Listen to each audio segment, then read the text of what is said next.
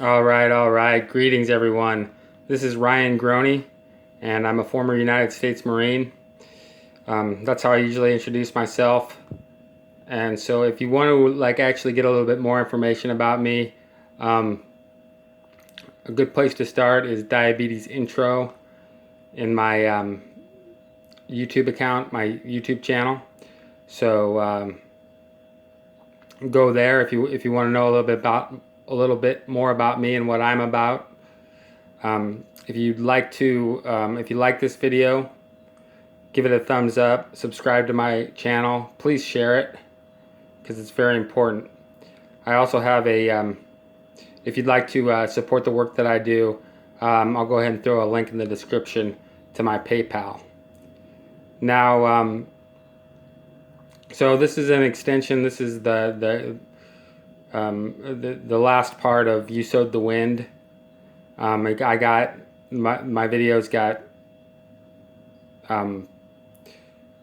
split into two, and so this is going to be a continuation. So we're going to go ahead and watch a little bit of the end of the first part, and then we'll go ahead and watch the second part. So here goes. But I mean, you sowed the wind. Now, for all my deplorables out there, like I say, I mean, it was really nice to see Republicans come together like that, and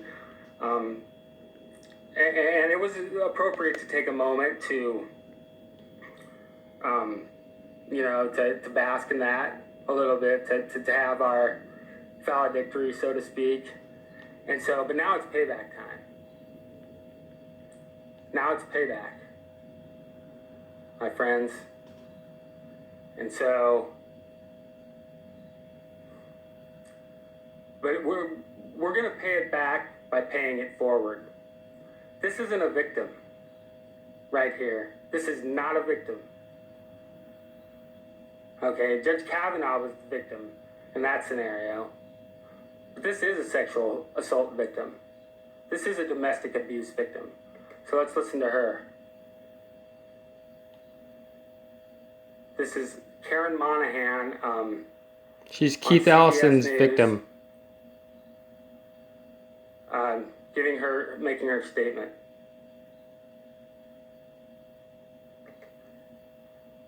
He met with me at a coffee shop. She is Keith Ellison. That evening before he ran for AG.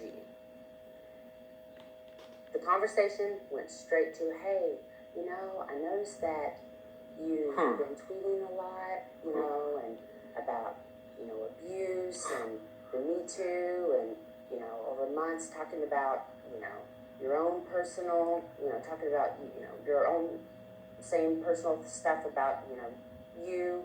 And, I'm just wondering, are you going to keep tweeting about this? He goes, I don't want to have to look over my shoulder all the time, wondering when you're going to tweet something and say it's me. This is what Keith Ellison is saying to you. Yes. At this point in time, I'm grounded, and I know who I am. I have healed for a year and a half.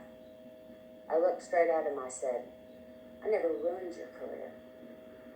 I didn't choose to do the things you did. I didn't choose for you to drag me off the bed, call me tell me you hate me. I didn't choose that. He didn't choose Why that. Why speak out now? She didn't. I followed my gut. She did. Let me be clear. What was I say? She didn't choose that. She didn't choose that. He did. Keith Ellison did. The gut that I kept trying to push down for a year and a half. She's pissed. That bitch ain't lying. No way. She ain't lying. I totally believe that. Now,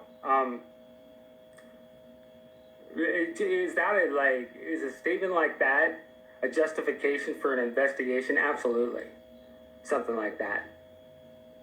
We don't have as much as we want maybe yet, but that's enough to warrant an investigation, I would think, on behalf of the Minneapolis police, because that's where this all apparently took place. So, I mean, that's not this.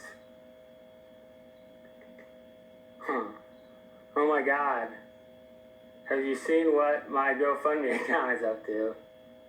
I thought that was supposed to be for legal bills. But they're working pro bono, so somebody else is paying those, I guess, now. So, and there's been no investigation. No meaningful investigation. So check this out. Into Keith Ellison. Up there. The Minneapolis police claim that they can't investigate because that would be a conflict of interest. So how is that? How could it be a conflict of interest with a public official? Oh, how could it be that? Does he control the Minneapolis police somehow? They're compromised. I mean, he's obviously capable of making veiled threats. The state patrol too. Why wouldn't the state, if the local law enforcement agency is compromised, then it would, like, the next place it would go is the state patrol. Towards people, insinuations to the women that he beats and the people that he abuses and controls. And the fucking Minneapolis police can't do an investigation? Oh, yeah, no. But the Democrat Farmer Labor Party can. They're like, we need an investigation. Everybody's saying, we need an investigation. And they're like, all right, the DFL will investigate. And so guess what they found? Guess. Oh, yeah, bitches be crazy. Oh, we talked to Keith. He says bitches be crazy. That bitch be crazy. That's what Keith said. No shit, bitches be crazy. All bitches be crazy. That don't mean you get to beat them. Fuck, make them feel bad. That don't mean that. That's the state Democratic arm of the National Democratic. Keith Ellison, in addition to being the 5th District Congressman from Minnesota to the U.S. Congress, in addition to being an Attorney General candidate, is also the titular head, the titular DNC vice chair. So that's a conflict of interest. There's no validity to any kind of investigation that they do. Party. So guess what they found out? So guess what they did first? They hired a lawyer who is like a donor. And obviously a DFL sympathizer to do an investigation in lieu of a police investigation. That's a cover-up, is what that is. Okay, that's denial of due process, is what that is. And these fucking people in the media, they with a straight face, they're like, oh, the Minneapolis police claims that, that's not an investigation, and they're not outraged. So there needs to be an investigation, an official investigation. This is where your FBI investigation needs to be. Okay? 10 long days. And then another week. You guys tied everybody up with this circus. Kavanaugh investigation. While this is going on. This came out a month ago. This was published on August 16th. It's a CBS News clip. It was published by CBS News. So in almost 2 long months, you kept us tied up with this circus, and nothing. We haven't gotten any satisfaction for Karen yet. That's where the FBI investigation needs to be. And you guys, Senator Klobuchar, are you fucking kidding me? With your bullshit about your little show that you put on about how much you're concerned about domestic violence and how they should be heard. You know Keith Ellison. You probably know Karen Monahan, Senator. I mean, oh my gosh. Do you know Amy Alexander, Senator? I mean, okay, and listen, you guys. This time it's there's no. It's not like we can just let this go. Okay, people have to there's going to be some people that have to be put in timeout this time. And I know that Karen is that's not what she's trying to do. Okay, she she bears no ill will towards Keith Ellison. That's what kind of a person she is, or Amy Klobuchar, and she's a DFL activist. Okay, she's Karen sympathetic is. to their politics. Karen is a DFL activist. And but it doesn't matter because Keith Ellison is running for Attorney General, and he does women like this, people that are part of his political machine, and it gets worse than that, and that's where the FBI investigation needs to be, not in like this clown shit, this Blasey Ford woman. Or Julie Swetnick. Ridiculous. Ridiculous and harmful. This is Keith's first victim. This is Keith's first victim. This is your corroboration, Karen. I mean, I don't know if you have the recording anymore, or if Keith got a hold of it. That's my suspicion. But here's your corroboration. Her name is Amy Alexander. Okay? And he did Amy just like he's trying to do Karen. And Amy's been missing since November 20th, 2006.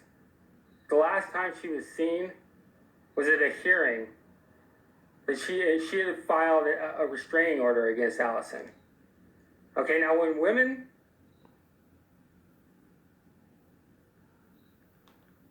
Okay, so this is where the break is, and we'll go ahead and watch the rest of it now. This is the exciting conclusion. I mean, don't kid yourself. So a lot of times they're granted ex parte. I mean, the guy doesn't even get a hearing. Okay, so let's back up there. She filed for a restraining order against Keith Ellison. Okay, and most of the time, a lot of times at least, those will get granted ex parte. Okay, meaning... So, not before, he can request a hearing, but he doesn't get a hearing before they issue the order. That's what that means. So... They still get a hearing, but it's not until after the order has been issued. But Amy didn't get that. Amy didn't get like any sort of presumption that if they were true, that she at least needed to have a protection order until we could sort this stuff out. And I don't know what I think about that position.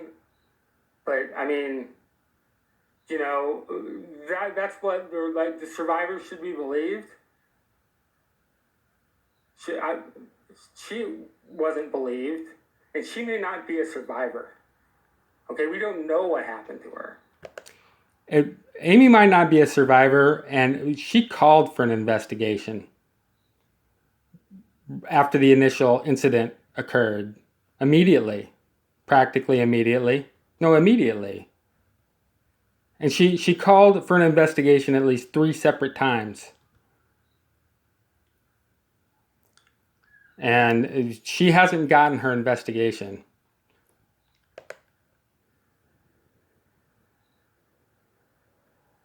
Okay, so the last time she was seen was November 20th. 2006, at this hearing. But she was the petitioned the court to put a restraining order on Keith Ellison. And it wasn't granted. It was not granted. And there was no investigation. So, and it was not only that, it was like a whole bunch of other shit happened that shouldn't have happened. And so the last people that saw her were Judge Robert Lynn of the Hennepin County District Court, Carla Kelberg, Ellison's attorney, and Stephen Baker, Amy's attorney.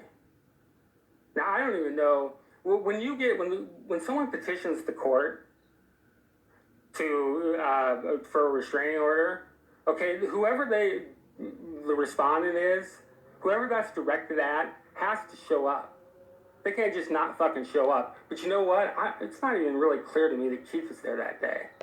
If they don't show up, the petition is granted.